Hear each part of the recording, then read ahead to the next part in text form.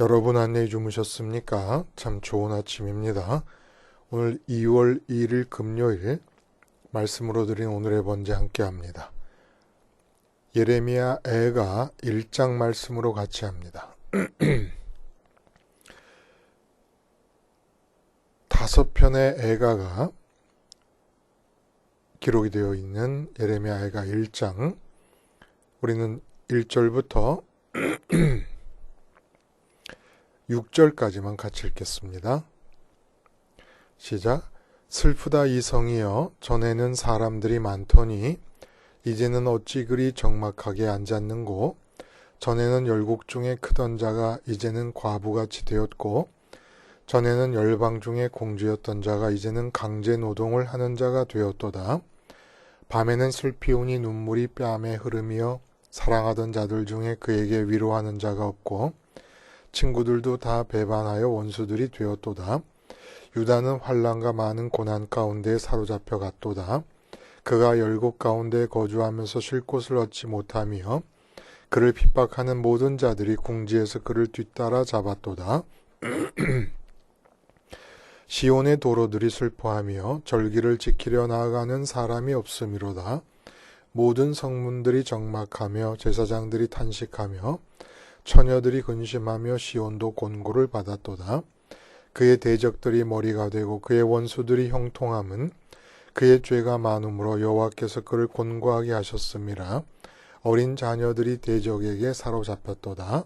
딸 시온의 모든 영광이 떠나가며 그의 지도자들은 꼴을 찾지 못한 사슴들처럼 뒤쫓는 자 앞에서 힘없이 달아났도다. 네, 오늘 우리가 함께 읽은 말씀 중심으로 슬픔의 정확도를 높여가자 라는 제목의 하나님 말씀 증거합니다. 정확한 슬픔이 있습니다. 정확한 슬픔이 있기 때문에 기쁨에도 정확도가 문제가 됩니다. 정확하게 기쁘기 위해서는, 정확한 기쁨을 향하기 위해서는 반드시 슬픔이 정확해야 하겠습니다.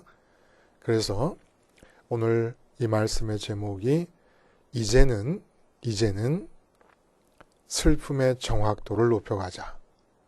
왜냐하면 슬픔의 정확도가 향상되지 않으면 우리가 슬퍼하면서 생각하고 판단해서 하나님께 드리는 모든 기도도 다 정확하지가 않은 게 되어버려요.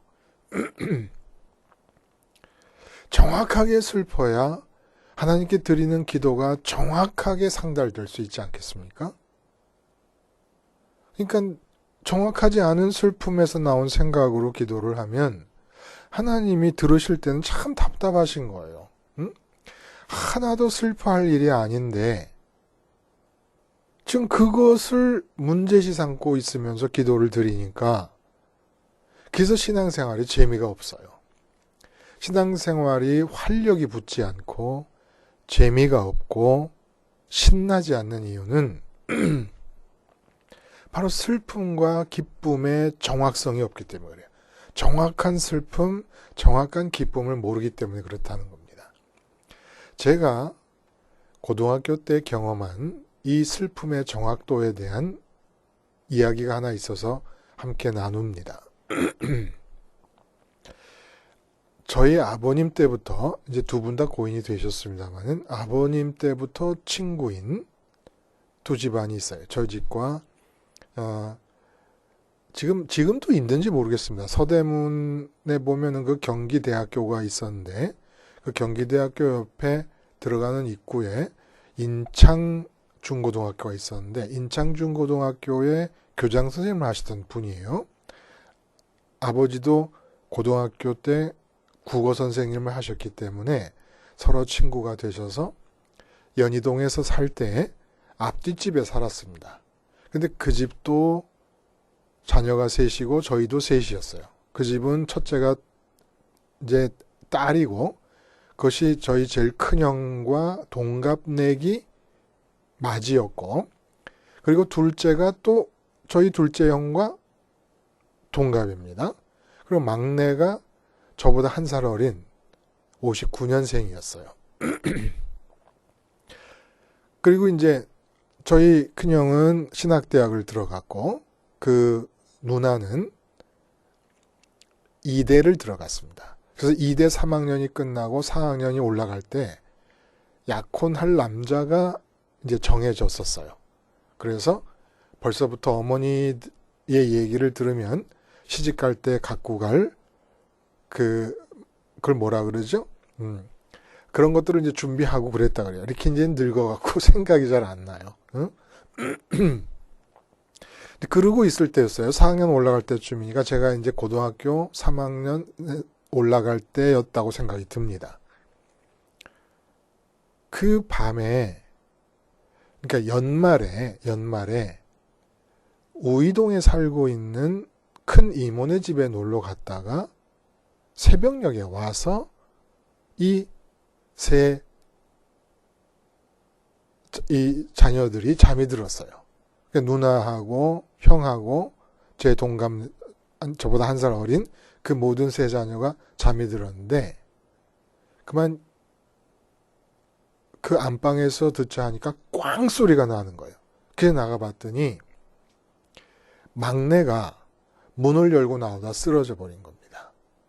그래서 놀라서 들어갔더니 같은 방에 자던 둘째는 이미 정신이 다 나갔어요. 그리고 놀라서 첫째 딸이 거하고 있던 방으로 들어갔더니 딸도 역시 의식이 없는 상태입니다. 근데 가만 보니까 둘째는 의식이 없는 줄 알았더니 움직여요. 하고 신음소리를 내고.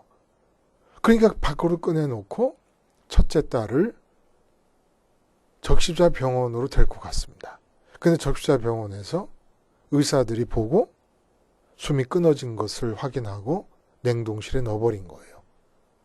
근데 둘째와 막내는 밖으로 끄집어내 놓으니까 정신이 들어서 돌아왔습니다. 그리고 둘째와 막내 둘 다 서울대학을 들어갔어요. 그리고 이대를 들어간 누나는 적십자병원 냉동실로 그냥 직행해버린 겁니다. 그래서 장례를 치렀어요. 근데 나중에 말이 들려오기를 연탄가스에 중독된 사람을 겨울에 동치미 국물을 먹인다든지 하면서 땅에다 엎어놨더니 3일 만에도 깨어나더라라는 얘기를 이 엄마가 들은 거예요. 이 엄마의 마음이 어떻겠습니까? 가족들의 마음이. 경기도 현리에 이제 그 딸의 무덤을 썼는데 서울에서 경기도 현리까지 단 하루도 빠지지 않고 날마다 가서 무덤을 긁으면서 통곡을 하는 거예요. 아침에 가서 저녁 때까지 통곡하다 집에 돌아옵니다. 살림이고 뭐고 아무것도 마음에 없어요. 그냥 집안이 어떻게 되겠습니까? 난리가 난 거예요. 난리가 났다라고 하는 말은 이제 갑자기 일시적으로 나타나는 그런 상황을 표현할 때 쓰는 건데 이 난리가 지속적으로 난리가 난 겁니다. 그 사실을 보고 듣고 알고 있던 제가 너무너무 마음이 아파서 하나님께 기도를 드렸습니다. 하나님, 이 일을 어떻게 하면 좋겠습니까? 그 엄마의 마음이 어떻겠어요? 응? 곧바로 적십자병원으로 데리고 가가지고 냉동실에 집어넣어 버렸으니까. 얼마든지 땅에다 엎어놨으면 흙냄새를 맡으면서 그리고 동치미 국물을 계속 퍼먹이고 했으면 집에서도 깨어날 수도 있었지 않았을까라는 그 마음이 이 엄마가 살아갈 수가 없죠. 살아갈 수가 없어요. 그러니까 그 엄마를 봐도 그렇고 그 가족을 봐도 그렇고 죽은 해초 누나를 생각해도 나도 마음이 너무너무 아까운 거예요. 그 누나가 살 수도 있었을 텐데. 응? 약혼자까지 있었고 그때는 결혼을 좀 일찍 했던 것 같아요. 지금 생각해 보니까. 그래서 기도를 드렸더니 환상이 보이는 거예요. 응? 꿈이 보이는 거예요. 근데 온 세상이 녹색으로 가득 차 있는 낙원인 것 같아요. 그리고 그 낙원 한가운데는 노천 원형 경기장 같은 그러한 장소가 하나 있는데 그 경기장 바닥 맨 가운데에 맨홀이 있어요. 맨홀 같은 뚜껑이. 그래서 뚜껑이 열리면서 갑자기 천사 둘이 그 누나를 양쪽 겨드랑이를 딱 끼고 데리고 와가지고 맨홀 아래로 집어넣으려고 하는 겁니다. 그러니까 그 해초 누나가 맨홀 양쪽 가장자리를 발로 버티면서 안 내려가겠다고 울고불고 통곡을 하는데, 그 누나를 죽이기 전에는 천사들이 결코 내려보낼 수가 없겠구나 하는 생각이 드는 거예요. 너무너무 절박하게 내려가지 않겠다고 발버둥을 치니까. 그리고 꿈이 깼습니다. 그리고 그 길로 달려갔어요. 해초 누나 어머니에게. 저도 이제 어머니라고 불렀죠. 두 집안이 그렇게 형제처럼, 아버지들끼리 형제처럼 지냈으니까. 가서 그 말씀을 드렸습니다. 해초 누나는 이 세상으로 내려오기를 원치 않으십니다. 발버둥을 치며 악을 쓰며 천사들과 몸부림을 치며 몸싸움을 하는 걸 제가 봤습니다. 이 땅에 더 오래 살기를 원하는 것은 해초 누나에게 지금 현재 상태에서 가장 심한 저주인 것 같습니다. 그랬더니 그 꿈 얘기를 듣고 칼로 두부 자르듯이 마음이 바뀐 겁니다. 얼굴이 확 피시는 거예요. 그리고 제 손을 붙잡고 승철아 고맙다. 승철아 고맙다. 펑펑 우시는 거예요. 놀라운 일이지요. 여러분, 천국 간 분들에게 최고의 저주는, 그리고 그분들의 마음에 가장 큰 모욕은 이 땅에서 좀 더 살았으면 좋았을 걸이라는 말입니다. 그리고 죽은 사람만 불쌍하지라는 말이에요. 모두가 천국 가는 건 아닙니다. 그러나 그렇게 해초 누나처럼 천국 간 것이 분명하면 그 천국 간 사람을 향하여 좀 더 살았으면 얼마나 좋았을까. 약혼자도 있었는데 결혼해서 아이까지 낳고 아이를 낳으며 살면 얼마나 좋았을까. 이보다 더 큰 저주의 말과 모욕적인 말은 없다는 겁니다. 저는 고등학교 3학년 때 그 꿈을 꾸고는 하여간 천국에 대한 생각은 그만큼 분명합니다. 천하에 못할 짓이 천국 간 자녀를 끌어내려서 가능하다면 이 지구에 더 살게 하려는 부모의 마음, 이보다 더 악한 것이 없는 거예요. 이보다 더 어리석은 것이 없고 이보다 더 정확하지 않은 슬픔이 존재하지 않는 겁니다. 근데 죽으면 슬퍼하는 이 슬픔이 인간이 살면서 느끼는 모든 슬픔의 기본이 되어 있는 거예요. 마치 하나님이 인도하시는 삶의 모습이 어떤 모습으로 비치든지 어떤 상황이 되든지 그 기본 재료가 평안이듯이 우리 인간이 느끼는 모든 슬픔의 기본 재료는 육체가 죽는 것에 대한 슬픔입니다. 그래서 히브리서 2장에는 이게 다 마귀에게 사로잡혀서 종노릇하기 때문이라 그러는 거예요. 죽기를 무서워함으로 한평생 매어 종노릇한 모든 자들을 놓아주려 하심이라. 그러니까 우리가 이 땅을 살면서 기본적으로 슬픔의 정확도가 없습니다. 정확하지 않은 슬픔을 갖고 살기 때문에 정확하지 않은 기쁨을 향해서 살아가고 있는 거예요. 그래서 슬퍼해도 진짜 슬퍼할 일이 아닌 것을 슬퍼하고, 기뻐해도 전혀 기쁨과는 상관이 없을 일을 가지고 기뻐하고 살아가고 있으니, 도대체 우리의 슬픔과 우리의 기쁨에서 나오는 하나님과의 교제가 어떻게 정확한 교제가 되겠으며 실제 살아계신 하나님을 만나는 일이 될 수 있겠습니까? 답답한 거지요. 예수님 로마 식민지 하에 있는 상황에서 이방인 로마 백부장의 믿음을 접하시고 기뻐하시며 칭찬하십니다. 이방인 수로보니게 여인의 믿음 앞에서 기뻐하십니다. 이방인 수가성 여인의 회심 앞에서 기뻐하십니다. 십자가를 지고 가시는 모습을 보면서 울고 있는 예루살렘의 여인들에게 나를 위하여 울지 말고 너희 자녀를 위하여 울라 하십니다. 그러니까 하여간 총체적으로 우리 삶이 포함하고 있는 슬픔과 기쁨은 예수님의 기준으로 볼 때 전혀 정확한 슬픔과 기쁨이 아니라는 거예요. 하루 장사가 안 돼서 슬퍼합니까? 그게 정확한 슬픔이에요? 서울대 들어가서 기뻐합니까? 그게 정확한 기쁨입니까? 가족이 죽었어요. 슬퍼해요. 육체가 죽었기 때문에 슬픈 겁니까?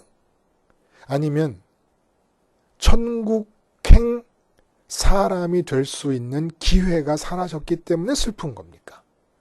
지옥 판결을 피할 수 없는 것이 슬퍼요? 그게 슬픔이죠. 천국행이 확실하면 오래 살아야 된다고 붙잡는 것처럼 욕된 것이 없습니다. 이거 우리 분명히 해야 돼요. 그래서 평생 동안 마음의 낭비를 하면서 사는 거예요. 마음의 낭비를. 애가라 그랬어요. 애가. 예레미야 애가.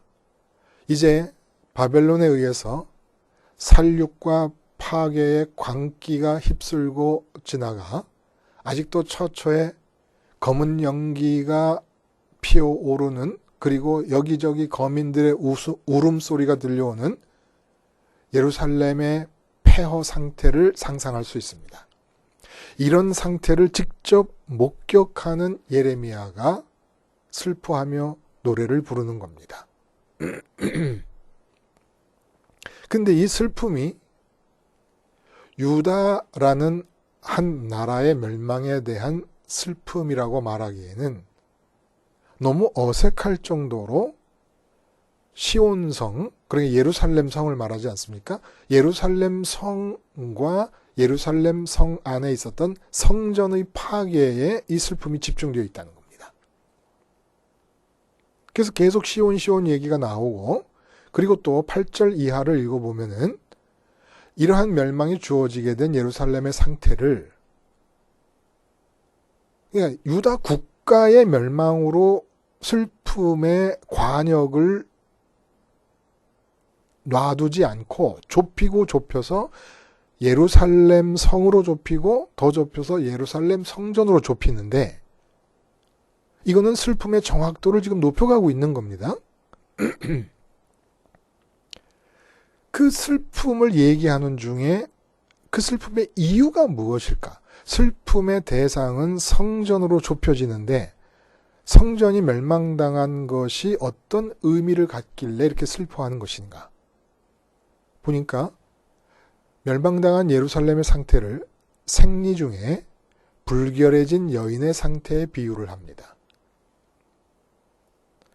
이렇게 불결함이 뜻하는 바가 뭡니까? 성결치 못함. 그래서 성전의 예배에 참석할 수가 없게 되죠. 이 불결함이 뜻하는 바는 하나님과의 단절이고 하나님의 자비하심으로부터 나오는 평안으로부터의 단절이고 하나님의 선하신 뜻으로부터의 단절이고 하나님과의 모든 교제의 단절입니다. 그러니까 지금 예레미야가 정말 망했구나라는 감정을 가장 극명하게 느끼는 부분이 예루살렘 성이고 그 중에서도 왕궁과 성 안에 있는 가옥들이 불에 타고 파괴되었음이 아니라 이방인이 성전의 성소에 들어가 기물을 약탈하는 등 성소가 유린당하는 상황이었다는 겁니다. 망하게 된 유다 나라 전체가 망했어요. 그러나 슬픔의 관역은 유다 나라 전체에서 예루살렘 성으로 좁혀지고 예루살렘 성에서 예루살렘 성 안에는 고관 대작들의 집도 있었고 왕궁도 있었고 유다 나라가 갖고 있는 모든 보물들이 가장 많이 집결되어 있었습니다마는 그런 것들이 짓밟히고 노략당하는 것이 아니라 바로 성전이 이방인에 의해서 짓밟힌 것이 슬픔이었고 그 중에서도 성소가 짓밟히고 약탈당한 것이었습니다. 그러면 도대체 무엇이 슬픔의 관역을 성전에서도 성소가 짓밟힌 것으로 집중하게 만드는 것입니까? 그 이유가 뭡니까? 이것이 바로 유다 나라는 다른 모든 지구 위의 나라들처럼 한 나라로서 발전과 번영이라는 자체 목적을 가지고 존재하는 나라가 아니었다는 것을 말하는 거예요. 유다 나라는 하나님이 다스리시는 나라가 착륙해야 될 착륙 지점이었지 자체의 목적을 갖고 이 땅에서 번영과 발전을 이루기 위해 존재하는 나라가 아니었다는 거예요. 그러니까 한반도에 비행기들이 갑자기 1000대가 몰려왔는데 한반도 어디에도 착륙할 지점이 사라져버린 것과 같은 상태가 되었다는 겁니다. 그러면 성전의 의미가 도대체 어때서 이런 슬픔이 가능하냐? 그러니까 유다 나라가 망한 것은 유다라는 나라가 없어졌기 때문이 아니라 하나님 나라가 내려올 수 있는 착륙 지점이 없어졌기 때문이라는 거예요. 그럼 하나님 나라는 어떻게 임한다고 얘기했습니까? 내가 지금 장사가 안 돼요. 근데 장사가 안 된다는 것과 마찬가지로 하나님이 내 옆에 살아 계십니다. 똑같은 사실이에요. 사실. 근데 이 똑같은 사실 중에 내 마음이 장사가 안 된다는 사실을 먼저 더 절박하고 급박한 걸로 받아들이느냐, 하나님이 살아계신다는 사실을 더 먼저 절박하고 급박한 사실로 받아들이냐에 따라서 차이가 난다는 겁니다. 내가 장사가 안 된다고 하는 현실을 먼저 더 급박하게 받아들이면 하나님 나라는 임하지 못합니다. 그 정확하지 않은 슬픔의 이유에서 아무리 하나님을 찾아봐도 하나님과의 연결은 이루어지지 않습니다. 하나님이 살아계시는 것이 내가 지금 장사가 안 된다는 것보다 더 급박하게 마음으로 반응해야 될 사실인 것을 인정하고 그렇게 마음으로 하나님 살아계심을 첫 번째 현실로 받아들여야 장사가 안 된다고 하는 사실과 상황에 대해서도 하나님이 인격적으로 당신의 판단과 생각으로 대응하고 이끌어 가시기 시작하십니다. 그래서 하나님 나라가 이루어지는 거예요. 그러니까 선민의 나라 안에 살고 있는 한 사람 한 사람 유다 백성 각 개인은 우리가 그토록 일본 때문에 마음 상해하는 독도와도 같은 거예요. 만약에 일본이 독도를 강제로 강탈했다 그러면 대한민국 5,500만 뿐만 아니라 이북의 2,500만까지 한 마음으로 그 분노를 사귈 수 없어서 난리가 날 겁니다. 그래서 독도 사실 땅의 크기로 비하면 그거 얼마 안 되는 거 아니에요? 그걸 위해서 8천만이 다 죽더라도 일본과 싸우자고 할 것입니다. 슬픔과 분노의 이유가 거기 있잖아요. 근데 예레미야가 지금 슬퍼하는 이유가 뭐냐 하면 성전이 유린당했다는 것은 하나님께서 더 이상 유다 백성 한 사람 한 사람을 통해 당신의 나라가 임하고자 하셨던 계획을 중단하셨다는 것입니다. 포기해버리셨다는 걸 뜻하는 거예요. 그러니까 유다 백성 한 사람, 선민 한 사람은 모두가 다 독도인 거예요. 그 한 사람 한 사람이 독도인 거예요. 근데 그 독도를 다 뺏겨버렸어요. 하나님 나라가 임할 수 있는 착륙 지점으로서의 독도를 다 빼앗겨버리고 만 거예요. 그래서 내가 지금 슬퍼해야 될 것은 장사가 안 되고 건강이 안 좋은 것을 슬퍼하는 것이 아니라 장사가 안 된다는 사실을 하나님이 살아계심보다 먼저 받아들임으로써 내 마음이 관계하는 모든 대상들에게 하나님의 나라가 임할 수 없는 사실을 슬퍼해야 되는데 전부 다 장사가 안 되는 걸 슬퍼하고 있다는 거예요. 몸에 병이 난 것을 슬퍼하고 있고 가족이 죽게 된 것을 슬퍼하고 있다는 겁니다. 가족이 죽게 된 상황을 하나님이 살아계심보다 먼저 받아들이니까 하나님 나라는 임하지 못해요. 그 가짜 슬픔에서 나오는 판단과 생각으로 하나님께 아무리 부르짖고 기도해도 하나님 나라는 임하지 못하고 하나님 응답하실 수가 없습니다.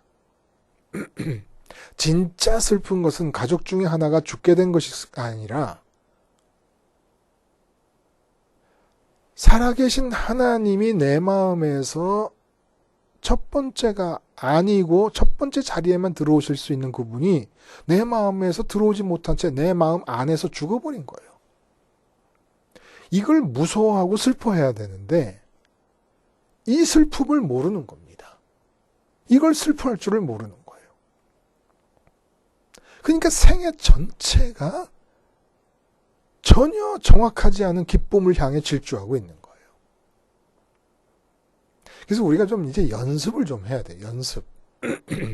훈련을 좀 해야 될 것 같아요. 어떤 훈련이냐.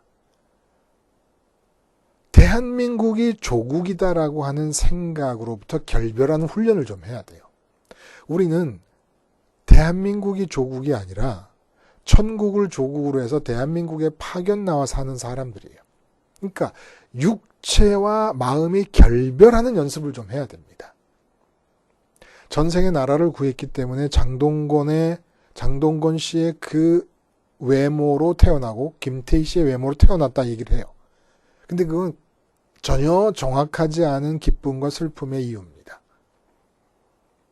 좀 육체로부터 자유로워질 필요가 있어요. 육체가 죽는다는 것은 그냥 육체 고기를 재질로 하는 섬유의 옷을 입고 있다가 고기 재질의 옷을 벗어버리는 것뿐입니다. 그리고 변화산에서 예수님의 모습처럼 영화로운 옷을 입게 되기 위한 준비예요. 그러니까 이 세상에 오래 살라고 하는 것보다 더 큰 저주가 없다는 거예요. 실제로는. 이게 정확한 슬픔과 기쁨의 이유가 돼야 돼요. 근데 우리 육체라는 게 대한민국 사람으로 태어난 황인종 아닙니까? 이거 버려야 돼요. 마음에서. 제가 요 며칠 전에 지금 아랍에미레이트인가에서 아세안 컵 축구 국제대회가 열리고 있어요. 우리나라가 8강에 올라갔다가 카타르라는 나라한테 1대0으로 쳤어요. 근데 같이 8강에 올라왔던 일본이 이번 대회에서 가장 강력한 우승 후보라고 손꼽혔던 이란을 4강전에서 만났는데 3대0으로 이겼습니다. 그러니까 우리 집 아들이 세상을 살 맛이 안 나는 거예요. 이란이 일본을 좀 이겨줬어야지 되는데 우리가 못 올라갔으면. 일본이 가장 강력한 우승 후보였던 이란을 3대0으로 이겼는데 하이라이트를 봤더니 저희 아들 말이 그렇게 깔끔하게 플레이를 할 수가 없더라는 거예요. 누가? 일본이. 그러니까 살맛이 없는 거예요. 그래서 제가 이 얘기 저 얘기 들어주고 하다가 마지막으로 이렇게 얘기했습니다. 이제부터는 대한민국이 외국과 축구 경기를 할 때는 절대로 대한민국을 응원하지 말아라. 그럼 아빠는 누구를 응원할 거냐요? 나는 대한민국도 대한민국과 싸우는 상대방도 응원하지 않을 것이다. 그럼 응원을 안 하고 경기를 보느냐? 무슨 재미로 보느냐? 아니, 응원을 하자. 근데 참새 한 마리 떨어지는 것도 하나님이 주관하신다는 믿음을 갖고 사는 우리는 대한민국과 외국이 축구 경기를 할 때 하나님을 응원해야 된다. 듣거나 말거나 그 말의 의미를 알거나 말거나 그 중요성을 믿거나 말거나 얘기를 그렇게 했습니다. 하나님의 뜻이 참새 한 마리 떨어지는 것에도 있다면 이 경기의 승패를 결정하면서 하나님의 뜻이 이루어져야 되니까 하나님의 뜻이 이루어질 것으로 하나님을 응원하자. 우리 연습해야 돼요. 야당 지지 성향이 있습니까? 결별하세요. 여당 지지 성향이 있습니까? 결별하세요. 진보적 사고방식을 갖고 있습니까? 결별하시고, 보수적 사고방식을 갖고 있습니까? 결별하세요. 우리의 관심은 오직 내가 인격적으로 판단하고 생각하고 말하고 행동하면서 관계하는 모든 사람과 모든 사물과 모든 대상 과제 앞에서 어떻게 하나님 나라가 이루어질 것인가만 생각하는 겁니다. 정말 슬퍼할 것은 독도를 뺏기는 것도 아니고 한국이 축구에 지는 것도 아니고 우리 가족 중에 누가 죽는 것도 아니고 내가 죽는 것도 아니에요. 그건 다 정확하지 않은 슬픔입니다.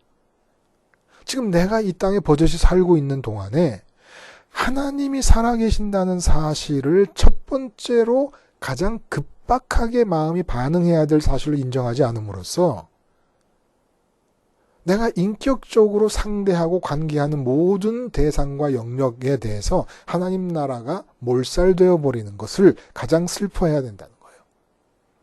예레미야의 애가가 갖는 이 중요성과 의미가 어디 있습니까? 바로 슬픔의 정확도를 높이자는 겁니다. 지금 유다 나라가 망했기 때문이 아니에요. 유다 나라가 없어짐으로써 하나님 나라가 이 땅에 내려올 착륙지를 잃어버렸다는 것이 슬픈 겁니다. 내가 직장에서 위로는 상무님과 이사님을 부장이니까 아래로는 과장과 대리와 신입 사원들을 상대하는 가운데 지금 내가 그 회사 안에서 직장 안에서 하나님이 살아계신다는 사실을 사장님보다 내가 맡은 과제보다 더 급박하게 우선적인 현실로 받아들이지 않는다면 그 회사 안에서는 하나님 나라가 착륙할 지점이 사라져버리는 겁니다. 근데 그걸 슬퍼하는 교인이 없다는 거예요. 그걸 슬퍼하는 교인이 없다는 거예요. 그러니까 기독교가 시들시들 고사 상태에 빠져들어가고 있는 겁니다. 무엇 때문에? 슬픔의 정확도, 정확한 슬픔이 없기 때문에 정확한 기쁨도 없어요. 정확한 슬픔과 기쁨이 없는데 어떻게 기독교인의 마음이 정확하게 하나님을 관계할 수가 있겠습니까? 이 예레미야 애가 갖는 이 중요성, 그 의미, 바로 슬픔과 기쁨의 정확도를 높이자는 겁니다. 그래서 정말 예레미야가 성전의 성소가, 지성소와 성소가 이방인들의 말발굽알에 짓밟혀버리고 이방인들의 약탈의 대상이 되어버린 것을 슬퍼하는 그 슬픔을 우리가 그대로 갖고 와서 정확하게 예레미야가 가졌던 그 정확한 슬픔을 우리도 따라가려면 우리가 지금 슬퍼해야 될 것은 뭡니까? 교인들이, 교회가 십자가를 생활화하지 않는다는 사실을 예레미야가 애가를 부르듯이 애가를 불러야 될 상황이라는 겁니다. 왜냐하면 십자가를 생활화하지 않는 한 하나님을 제1우선적이고 급박한 현실로 마음이 받아들일 수가 없고, 그러면 하나님 나라가 임할 길이 없고 착륙지가 없는 겁니다. 그래서 슬퍼해야 되는 거예요. 근데 이 십자가 생활화가 되지 않는 것을 슬퍼하는 사람이 없다는 거예요. 그러니까 하늘나라가 내려올 수가 없습니다. 슬픔이 정확하지 않으니까 십자가를 생활화하지 않습니다. 왜? 십자가 생활화만이 하나님 나라가 임할 수 있기 위한 길인데, 십자가 생활화를 통해서 세상에 먼저 들어온 내가 죽지 않으면 하나님이 살아계신다는 사실이 첫 번째 현실이 될 수가 없는데, 그러면 하나님 나라가 이 땅에 내려올 수가 없는데, 십자가 생활화를, 이 십자가 생활화가 안 되는 것을 슬퍼할 수 없음. 이것이 하나님 나라가 이 땅에 내려오는 것을 기뻐할 수 없음과 동전의 앞뒷면이라는 거예요. 하나님 나라가 임하지 않는데 삶에 기쁨이 있고 감사가 있고 거기에 무슨 생명력이 존재할 수가 있겠습니까? 신앙의 믿음의 생명력이. 슬픔의 정확도, 정확한 슬픔, 정확한 기쁨. 보통 중요한 게 아닙니다. 정확히 슬퍼하는 자는 반드시 십자가를 생활화하지 않으면 못 견디는 자가 될 것입니다. 하나님 나라가 이 땅에 내려오지 않는 것을 슬퍼할 수 있기 때문에 십자가 생활화를 하지 않을 수가 없는 것이죠. 이제는 한 번 슬퍼하고 한 조각 기쁨을 누려도 정확한 슬픔, 정확한 기쁨을 누리실 수 있기를 바랍니다. 기도하시겠습니다. 하나님 아버지, 십자가를 생활화하지 않으면 못 견딜 정도로 하나님 나라가 착륙점을 찾지 못하는 상황을 슬퍼하는 정확한 슬픔의 소유자들이 되게 해 주시옵소서. 예수님의 이름으로 기도드리옵나이다. 아멘.